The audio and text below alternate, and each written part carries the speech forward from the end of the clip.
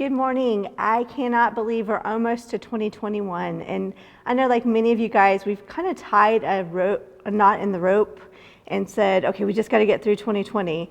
And the fact is 2021 kind of looks similar to 2020. We're not going to have those immediate results as soon as the ball drops, right? So it got me thinking about the difference that we're going to have this year from years past as we reflect on this year. It's really easy to say 2020 was terrible, it was unprecedented, we don't want that again. How do we run away from that as fast as possible? But there's some great life lessons that we've learned from there, right? And that we're continuing to unfold and learn from. And our kids, honestly, 2020 is just a blip in their radar. They have no idea how unusual that is, right? To them, if they're 5 years old, that's a fifth of their life.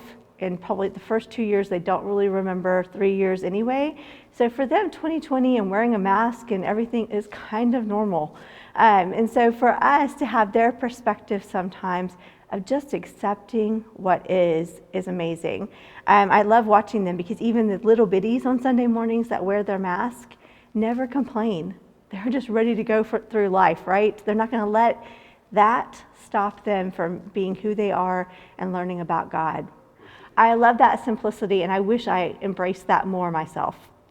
Proverbs 19:21 says, "Many are the plans in a person's heart, but it's the Lord's purpose that prevails." So while we're making those New Year's resolutions, it's okay to remember that our plans are not God's plans. What He has planned for 2021 is going to be beyond what we can imagine. We can make those spiritual disciplines and spiritual commitments because that's what we do. It's a fresh year. It's a fresh time. We get the new organizers. We start planning what we're going to do. It's the perfect time for you as a family to sit down and talk about what you would like to see for 2021.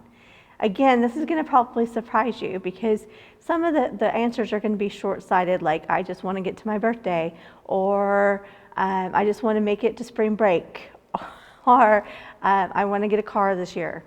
I hope you're not there like us. But whatever those milestones are for each of your family members, they're going to look really different. Maybe it's voice lessons or starting gymnastics again or waiting for Wednesday nights to open back up here at the church.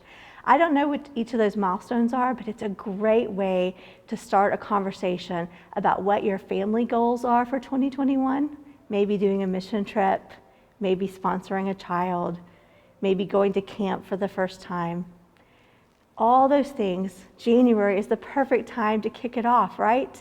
Because yes, you may not end up with any of those things in 2021. We don't know, but God already knows. And so as He starts those conversations and stirs your hearts, you're going to figure out what's important to each of your family members and children. Maybe it's time together. Maybe it's time apart. Maybe it's going back to school for the first time for the new 9 weeks. Maybe it's applying for a college. Who knows where you are or they are in those milestones? But as you dialogue and talk, bring God into it. Talk about, can you guys do a family devo at dinner once a week? Can you make Saturday mornings your pancakes and prayer time? Can you agree on Sunday night that you'll compare schedules for the week and talk about what's important this week and what you're stressed about with each other? Perfect opportunities to pick one thing to implement for that first month of 2021.